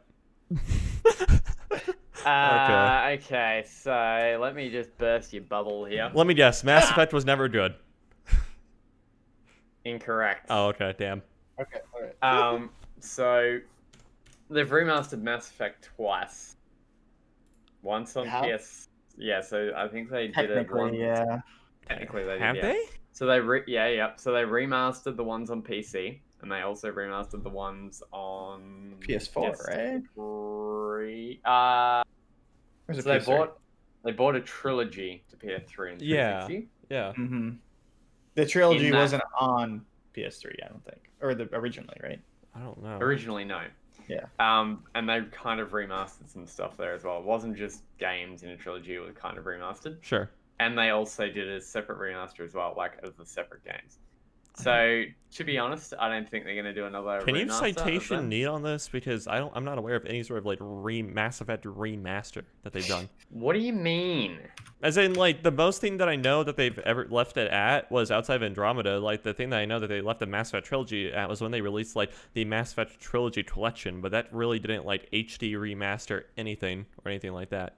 Well, HD is a weird term because Sure, yeah. it's already HD. But, like, that didn't really improve anything significantly, graphically speaking. Hey, real quick, Razgriz Reborn in the chat says, y'all need knives while you go after each other's throats? Yes, I'm going to drive down to Arizona next week with a karambit, and I'm just going to Slit Taylor's throats open. Thanks for dancing me. No, I'm joking. Okay, I'll Yes, Taylor lives somewhere in the state of Arizona. Do what you will with that information. So the Mass Effect trilogy was remastered. Oh, how so? Just like it looked exactly the same to me when I my played it on goodness. PC. Well, it's called Maybe Mass it's Effect Trilogy or- Remaster, so Okay. I can't. Wait a second, I'm trying to find. Anyway, I'll give you a source in a minute. What I'm saying is they've already done like a remaster / port / trilogy in and of itself. Yeah. In my opinion, they're going to do Dead Space. Okay. I was gonna say they're looking at the wrong space game. Thank you, Anthony. Oh, okay. Correctly. Fair enough. What am I saying? You know what? Correct. I'd be happy with that too. I'd be happy with that. Dude. Dead Space is pretty that'll fun. be where it's at. I would really enjoy Dead Yeah, Space. Dead Space would remake be fun. or remaster. Be all right. Okay. Dead Space. It'll be alright. It'd be right. Okay. Be all right. Taylor, who's the one that you you keep on saying someone is best girl from Mass Effect Trilogy? Liara. Liara. Okay, fair enough. Have you not played the Mass Effect games? I played Mass Effect 1 and 2. I haven't gotten to 3. Okay. Liara is 100% best girl. Played through 1 and 2 and halfway through. I like Tali. Tali's cool. Yeah, Tolly's cute too. They're all pretty cool. Yeah. in some Every ways. girl is best girl except for the space racist. She's kind of a C I don't know word. which one that was. Space racist. Ashley. Yeah. She's kind of a C word. Actually, She's all right. I like Ashley. She's She's cool. a space racist, man. That's In the not first okay. one, she was a jerk. Yeah. But What on about- I think you're no. I think you're a space racist just for choosing the only non-human. I mean, the only non-alien. That's what I think. What? But that's just me. What? Well, okay, maybe not the only one. You're okay. Never mind. Okay, so Anyway. whatever. All right. Yeah. All right. You know what? I think that's gonna wrap up the news segment. So we're gonna roll a quick Fair enough. ad and yeah, move on with the water cooler conversation as we cool off a little bit. Just things got heated there. This week's episode of the Power Up Podcast is brought to you by OptiNutra. OptiNutra offers nootropic type supplements that help support enhanced sleep, vision, flexibility, energy, long range health, and so much more. You can check out their full range of supplements using the link in this episode's description. All right, and we are back. We once again continue to thank Performance Lab for their continued sponsorship. All right, so cooling off over at the water cooler, which is the segment where we talk about what's been hot lately around the metaphorical culture gaming office. Well, Inside Xbox event happened Thursday as part of the previously reported on Jeff Keighley's Summer of Games event or whatever that was called, and well, people are pissed. I, for one, am one of them. Namely because we didn't get any Elden Ring. No Elden Ring announcement, which is why I'm going to make my thumbs go numb playing through the Soulsborne and Sekiro yet again. Just I want Miyazaki. I want more Miyazaki. I'm going hollow without Elden Ring, okay? So for anyone who's not blessed to be in our blessed enough to be in our Discord server, Taylor has been going absolutely bananas over the past few days and just spamming our Discord chat with all of the hottest, spiciest Elden Ring memes. Yes. Yeah, we're a little inundated with Elden Ring content. I don't know. Come join our Discord server. Endure our torture. Enjoy Taylor playing through Sekiro every week. Exactly. Once a week. Yeah. Every week. Till the day he dies. Exactly. Until Elden Ring comes out. The day he dies. Yeah, but we kind of okay. So they talked about gameplay at this thing. Yeah, right? that's so the main reason why people are pissed, right? So that it was supposed to be a gameplay event or whatever, but very little gameplay was being shown. I hate to throw Ubisoft under the bus, but we were told oh, there would be gameplay from Assassin's Creed Valhalla, and while we did get a new trailer for Assassin's Creed, there was 3 seconds, 4 seconds best of gameplay of Assassin's Creed Valhalla. I mean, yeah, there was very little gameplay of anything they showed. Yeah. Some didn't even have gameplay, I don't think. Yeah. Which is weird because they marketed it as gameplay. At least that's what I got. Yeah, that's what I kind of pulled from it. But then after you do a deeper dive into some of their stuff, it was oh, okay. They talked it was gonna be some trailers and stuff. Yeah. But yeah, they definitely blew it by saying gameplay. Yikes. Yeah, Yeah. was their first. I think it's like their first major goof in what they've been doing lately. They've been pretty good about it. I will say, just as a follow up, I don't know if Taylor's going to mention this or not, but Ubisoft, I can't remember the guy's name, but they tweeted out apologizing for misleading people. Yeah, they were like, okay, yeah, it was pretty garbage to call this a gameplay trailer or Yeah. whatever, right? We totally and understand. we Sorry about promised that. to clarify and like set expectations accordingly, and blah blah blah. Yeah, I don't know, that might have been a they reasonable handled it mistake. well. Yeah, that was Yeah. a reasonable mistake by Ubisoft, all things considered. Then they were like, oh, yeah, we screwed up. Sorry about that. They owned it pretty instantly, too, right? So Yeah. it's like, yeah. Yeah, it seems like they've figured that out pretty quickly. That wasn't the case. Yeah. Do you know what we didn't get gameplay from? Elden Ring. Right. No, I didn't notice. Yeah. I didn't notice. There was some weird stuff they showed though. What was that game that was like terrifying? There was like So there was an FPS initially that was what's called Bright Memory, I think it was called. yeah, maybe that's it. Or Bright Ember. I would say the Bright Memory or Bright Ember. It's made by one guy. Oh, wow. One guy has made it. That's it. And it looks That game. pretty amazing. Okay. Yeah, that looked kind of cool. That was like the weird like samurai like first person shooter kind of thing, right? Yeah. I thought it was like going to be a respawn game for a second because the way they were moving through everything. Yeah. Like, oh, maybe respawn, but yeah, that game looked pretty interesting at least. But there was one that was so weird. Elden Ring is gonna be the next Duke Nukem Forever. Don't at me. I sure hope not. Says Nerdaway in the chat. Yeah, so the games was that was Bright Memory Infinite. We're getting Dirt 5, Scorn, Chorus, Madden 21, Vampire the Masquerade Bloodlines 2, Call of the Sea, The Ascent, Medium, Scarlet Nexus, Second Extinction, Yakuza, Like a Dragon. Which is That was a in the launch trailer. exclusive for Xbox Series X, which is strange because Yakuza's been on PS4, hasn't it? On like PlayStation. Yeah, Yeah. I'm sure it will come to PlayStation and PC because they've been Time doing. exclusive, probably. Yeah. And Assassin's Maybe. Creed Valhalla. So do you know what kind of scares me about this though? No Elden Ring. There's what? No Elden Ring. Well, yeah. Hey. Okay. You know what the Yeah, second thing right. that scares me about this though? What's that? There wasn't any like Microsoft first party stuff shown off. No Elden Ring. So yeah, they got in front of that actually, and they were just Did like, they? Okay. July. It's gonna come in July. Oh, okay. Anthony, you seem to be mildly concerned about that fact. We've Yes, I been am. talking about the Series X. We've talked about how the Xbox One didn't really get front loaded with first party content and anything. It was really struggled to recover this past console cycle, and now it's we've been kind of cautiously optimistic that Microsoft has learned from their previous mistakes and will not repeat the same issue with the Series X. But now this event kind of puts you back on the rails. Okay, so let me just explain my thoughts on this. So it's your first inside Xbox event for the Series X. Mhm. Okay. Why wouldn't you lead with first party titles? Okay. Why show what? Wait, were you? No, I just Taylor, said were you gonna okay. say- No, just okay. okay. Yeah. I thought you were gonna say something. Why show like indie games and like some third-party titles? Why wouldn't you start off with like some heavy hitting? This is what we've got in your face, Sony. Take it, if that makes sense.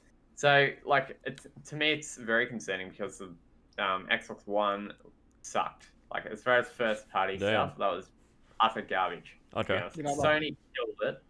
Sony absolutely killed it. in Yeah. that regard. Sony had the weaker console. They had the worst, like, if you want to talk performance, they had the weaker console. They didn't have true 4K. They had a lot stacked against them as far as, like, technical stuff. But who cares about a fantastic console that can do this, and this, if you don't have exclusives? At the end of the day, it's about gaming. It's not about whether you can watch a movie in true 4K at 60 FPS or play some third-party game in true 4K at 60 FPS. People want exclusives, and we saw this in a lot of comments after the event, and like on Twitter threads and Reddit and all those. People were angry, like pretty darn angry about it.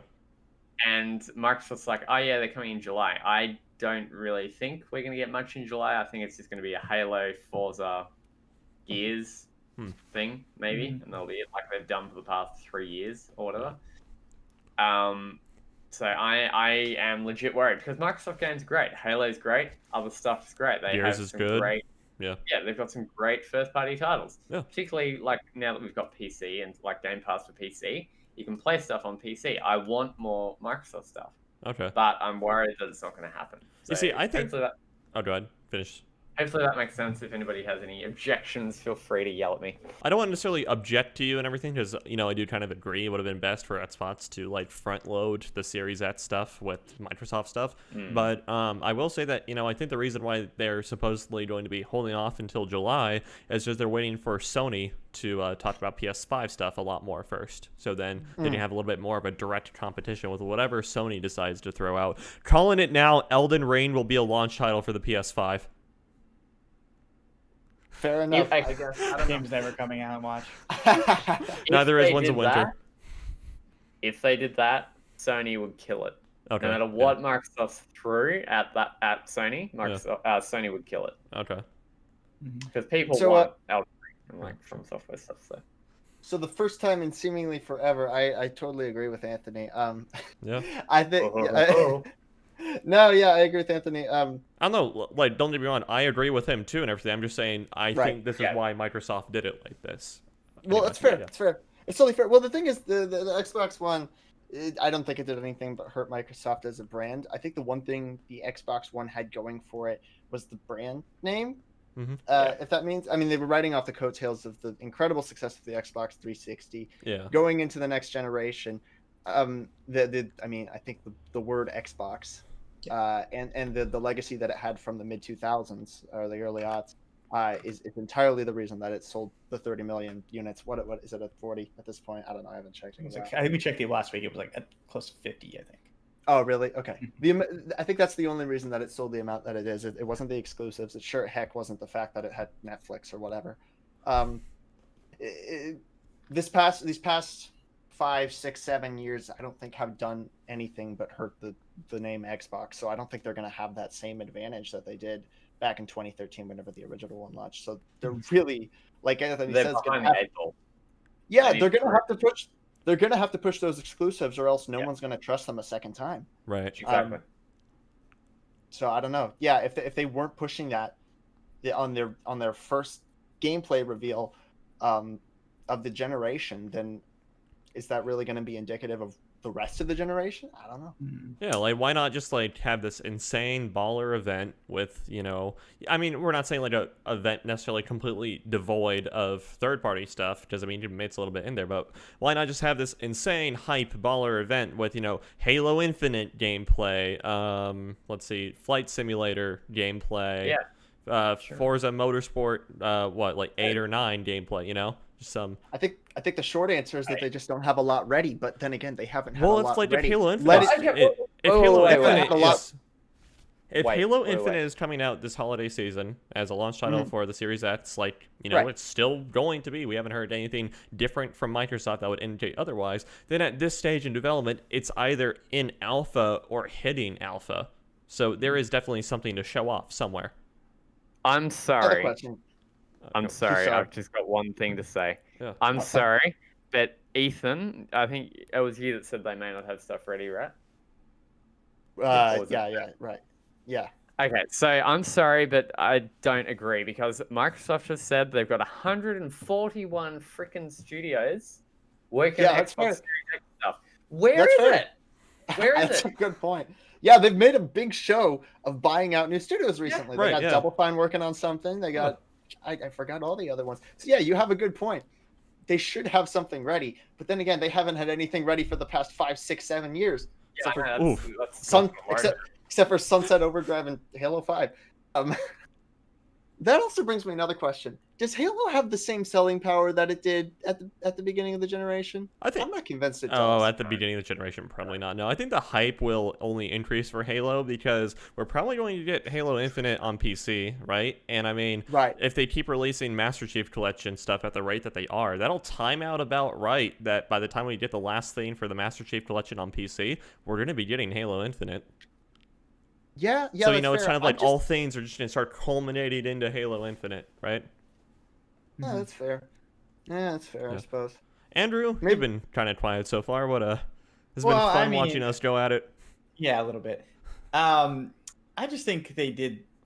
Obviously, they didn't do the first party stuff. They had mentioned that they weren't doing first party stuff, but it makes sense to me in the fact that you have partnerships with third party developers, and you have obligations to show their content. So getting out in front of it, showing the third party stuff now, like you're filling all your obligations to your partners. You're showing these cool games. Sure. Okay. And we forgot to mention that this was like it almost came off to me as a very big commercial for obviously it's commercial, but for their smart delivery system. They kept mentioning smart delivery, and how you buy it once, it goes on the next console or on each console, and somehow Madden is not doing that, but they're doing. There's this whole other debacle with like similar. what EA is doing as a separate system for their games, and it's kind of so like garbage. it really seemed to me that they were really just kind of trying to enlighten the I guess their consumers like about smart delivery, and these are some cool looking stuff that they can do. I don't know. Which is weird. Like smart delivery is like whatever. It should be like that, right? Like, smart delivery should exist. For everything, yeah. Right. Like it's not. Yeah, I don't no think it's not really. It's not a controversial topic. Yeah, it's like not a controversial. I don't know why they keep like really pushing this. I get it's good for everybody, so I guess it doesn't matter. But it's really weird that they're pushing that like down everybody's throats. It's similar to what they did with the Xbox One. Like, and this is what I'm really worried about with Microsoft. Like, I am kind of, don't get me wrong, I'm kind of anti-Microsoft at this point, if you don't already know, if you've listened to previous podcast episodes. However, at the end of the day, Microsoft has potential, and Microsoft can do some amazing stuff. Like, 360 games were fantastic, some of them, most of them. But this is the same as what they did with the Xbox One. They were pushing, hey, you can do this with your console, you can do that with your console. It's like we can do so many other things but game on the Xbox One. Nobody cares. Yes, it's cool, and yes, it's so you should really you should have smart delivery, but everybody wants exclusives. Everybody wants good games that they can play. At the end of the day, you can be running on a potato as long as the game's fun. Like you can run on the piece of crap laptop that you've got and still have fun playing League, can't you? Or playing Minecraft. Yeah. It doesn't matter about the specs and about this and about that and whatever. Some Microsoft fanboys may be like, hey, yeah, it does. That's fine. You're entitled to your opinion. But in my opinion, exclusives are everything. And if you don't have exclusives, I'm sorry, but you're going to suck for the whole generation. Well, that's the thing, though, right? Announced Minecraft 2. Amazing. That actually wouldn't be such a bad thing. Like, Minecraft with actual proper code in it. That wouldn't be horrible. Yeah.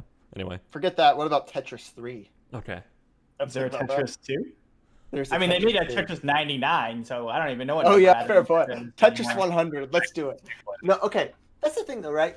The entire trajectory of Xbox Game Studios since Phil Spencer took over has seemed to be kind of pushing away from the idea of a single box or a single Xbox being the place where you play Xbox games, right? Ever since they introduced Xbox Game Pass, which has been cross-compatible with PC, and they've been porting their exclusives over from Xbox, like Ori and Cuphead.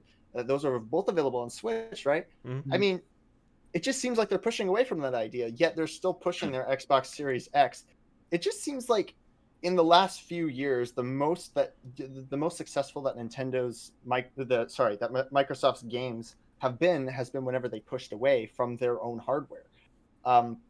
So, yeah, I don't know. Probably. It's just Well, I interesting. think to me it's that like I there's- think that's kind of a product of how they handled the whole Xbox One and PS4 generation, because I think it's very easy to conclude that the PS4 absolutely won the previous console this console Right, generation, yeah. right? Yeah. And so it's like a majority of people, and there's like a good set of people out there who either so we kind of like a lot of people who are more into gaming and everything, right? Probably have two devices to game with, whether it be like a PC and a PS4, maybe a Switch and a PC, maybe a Switch and a PS4, not really in PC or whatever. By Microsoft doing like, two different ways or whatever, be it on Switch, be it on PC or whatever, they're tapping into those markets also. And so it's like they're reaching a wider audience, which is hence why it's going to be perceived as more popular, more like better, successful for Microsoft, Right. because they're pleasing more people and more people are talking about how cool it is. So much of this last decade, or the latter half of this last decade, the narrative of video games has been kind of the abolishment of the console wars. Right? Yeah. We had this whole period where crossplay was such kind of an emphasis, and now, I mean, a lot of the major games you can crossplay between PC and different consoles. I mean, whenever Banjo Kazooie came to Smash, Phil Spencer was on Twitter saying, "Hey, this is great. This is fantastic." There was that whole moment at the Game Awards where Phil Spencer, Sean Layden, and Reggie Fils-Aimé all came out on stage together. It just seems like that entire idea of kind of pushing away from this idea that all these consoles are at war with each other, when in reality they still are, at least from a sales perspective. right. It seems like pushing away from that idea it pushes sales even more weirdly for all three of those competitors. And it's I don't know where I'm going with that. It's just Okay. that No, fair. going No, into I see what you're saying though. So it's like that we're trying to push away from console war. What I think it's coming down to is, okay, this is kind of like Nintendo notwithstanding, because they're very like you still get only like certain things on Switch, right? A very Right. like good amount of games only on Switch. But like I Sure. think a big thing is going to be just whichever like platform is the most convenient to you, right, or whatever. So it's like, oh, I'm more familiar with the PS4. It makes more sense to me to be on PS5. As opposed to, oh, I want a PS5 over Series X because, oh, the PS5 does XYZ better. yeah, So I think fair enough. also, here we go again. I'm going to reference Donkey again. Oh, yeah. Watched a lot of his stuff. I think he sums it up perfectly. Microsoft's out of the race. It's between Nintendo and Sony now. I At disagree. this point. I don't. Okay. I don't. 'Cause Nintendo's killing it. Like, Nintendo's doing really well. Yeah. Not okay. So let me just say, I'm not a Nintendo fanboy again. Absolutely I haven't not. played my Switch in like 2 months, even Yeah. I own one. But I like Nintendo's at least competing. Microsoft's sitting there with one foot still in the door. Hmm. They're Yeah. not like on the racetrack yet. So it's like at the moment it's more so Nintendo versus Sony compared to Microsoft versus Sony. Yes, Nintendo's doing their own thing, but yeah, like sales talk, and Yeah. PS4 and Switch are the highest selling consoles of this generation and have the most games sold and all that kind of stuff. So they're the two competing, really. You think Xbox is trying to like shift more into like a brand sort of thing as opposed to? I hope they do that more Yeah. often, but Okay. from what I'm seeing, them pushing out this new generation seems like they're kind of leaning more into the hardware stuff, which just frankly doesn't make much sense for them as a business anymore. I don't know. Okay. But Microsoft's main advantage is that they're this big conglomerate company, so they don't ultimately at the end of the day they don't have to make a ton of sales because that's not what they rely on. Right. But I don't know. I mean, all this. Let's keep in mind also that we haven't seen much from the PlayStation 5 yet. We know the hardware, but we haven't seen much from launch titles for them yet. Yeah. There's still we're still waiting. The ball is kind of in Sony's court as far as if there is going to be a console war of some sort. Then we're waiting for them, right? Mm-hmm. Yeah. All right. So well, oh, go ahead. No, that's fine. It's all good. Hold on. Excuse Don't me. worry. Okay. I thought I was going to sneeze. I'm good. I'm good. Oh, social distancing. Yeah. Yeah, I think that'll. I didn't expect that topic to go so long, so I think we're about out of time here. Sure. All the other topics for the water cooler convo would be probably a solid half-hour conversation at the most. So I think we're going to cut it off there. We can follow up maybe next week with anything else Fair that enough. happens. So Nice. yeah, I think that'll about wrap up the podcast. Except, are there any games releasing this next week, Anthony? Let me take a real quick look. I actually haven't, because there's been nothing releasing, I haven't really got anything ready, but Oh, that's let's fine. see. Here we go. So, what's today? May, isn't it? May 9th. Mm-hmm. May, except cookies.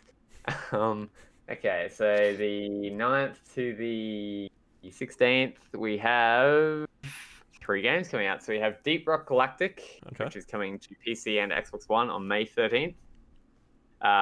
Signs of the Soulner, is that how you pronounce it? Sojourner. Sure. It's going to PC on May 14th. We have Iron Fury. It's going to PS4, Xbox One, and Switch on May 14th as well. And lastly, I think that is Hatsune Miku Project Diva Megamix is going to Switch on May 15th. What is that? It's like a Vocaloid rhythm game. Hatsune Miku. Oh, Yeah, sure. yeah. It's weeb trash I garbage. thought it You was shouldn't. something not Gonna be better appropriate. than Elden Ring. Yeah. I have to play that to keep me busy until Elden Ring. Okay. All right. Excellent. Ethan, where can people find you on Twitter? Oh, I am anywhere on else. Twitter. You can find me somewhere in the central Midwest of the United States. But on Twitter, you can find me at Linkachuchu. That's LINKACHUCHU. I make terrible short reviews of video games and movies and TV shows that I've been Nice. watching or playing. So that's pretty much it. Nice. I will say you have some pretty nuclear bad takes from time to time. Not gonna lie. No, I'm joking. Yeah, I've nuked a few games in the past, but yeah, they're pretty terrible. Yeah, and I've held my tongue. I've held my tongue. Best I could. But sometimes. Hey, I mean, you should comment on them. I'd appreciate some discourse, some conversation. It's like a podcast event. We should do like a live reading of your reviews and why. Oh no, Yeah. no, that'd be terrible. Okay. That'd be Taylor, the worst. No. Off Yeah. the internet unless you death threat people. Exactly. So, come on, get to it. Yeah. Exactly. All right. I need more death threats. I don't know about you guys, but I just feel like I have a severe death threat deficiency right now, and I could really up that count. Yeah. Okay. Andrew, where can people find you? Will there be Twitter? Do you want to plug your Twitch channel at all? Stuff like that. Sure, yeah. All my social media is Duronsky, DRONSKI. Because your branding is on point. Oh yeah, man, I got it, dude. Got it locked down. So yeah, you can Twitch, Instagram, all that good stuff. Mostly just talking about nothing. I don't know. All right. Video Just game whatever. gear, the good stuff you need. Yeah, Okay. absolutely. Okay. Anthony. I am at SameAntman19. I barely tweet. You do I the site usually- social media though. Yeah, I do all the site stuff. So yeah, it'll all be. If you are wanting to get in contact with me, you can do so through Facebook, Twitter, the community Discord, wherever you wish to. Yeah, I get enough death threats, so thank you very much. Those, please. Reddit can be I'll send toxic you a couple- sometimes. Not gonna lie. Yeah, I know. Tell me about Man, it. Anthony, are you sure, Anthony? I can send you a couple if you really need some. No, I'm good. Okay. Oh, all right, fair enough. I appreciate the offer, but yeah, I'm I'll good. strain you Yeah, no with the problem, man. Donkey Kong 64 cartridge. Good luck bending that thing. Thank you. Yeah, all right. You can find me on Twitter at Inferius7809. That is at INFERIUS7809. It's pretty much all Taylor anime. just sends out. Yeah. Taylor just sends all the death threats to Donkey, video game Donkey. That's all he does. All No, the I time. would not. I would not. Yeah. No, No, Kotaku. sorry. It's not quite that drastic. He just spams video game Donkey with Elden Ring memes. That's it. Yes. There we go. Yes. That's it. Yeah. So, and with that, I think that'll finish up the show. So we'll be back next week, same time, same place. Assuming I don't go hollow due to lack of Elden Ring news. So. Oh my goodness. Yeah, I'm not okay. You don't understand. Ooh. Okay. You are the one who told me not to expect anything because it's Microsoft. So I know. don't I expected you're nothing, but I'm still disappointed. Okay. You're like flipping it around onto your own I know. stuff. So I know. you're affected. I'm not. Blah blah blah. Okay. Taylor, I may not voice it as much, but I am still eagerly waiting for both Winds of Winter and Elden Ring. So I'm in the same boat as you, buddy. Winds of Winter is never. When you've been waiting as long as I have, you will understand. I've not been. Yeah. I've not been waiting as long as you. So, but I'm in the get, same boat regardless. never get like this one day. Tyler, And where can people find you? I already said it at INFERIUS7809 on Twitter. Mostly anime stuff. So, Okay. yeah. All right. Well, again, thank you all so much for watching. We'll see you guys next week. Same time, same place. Have a good one. Bye.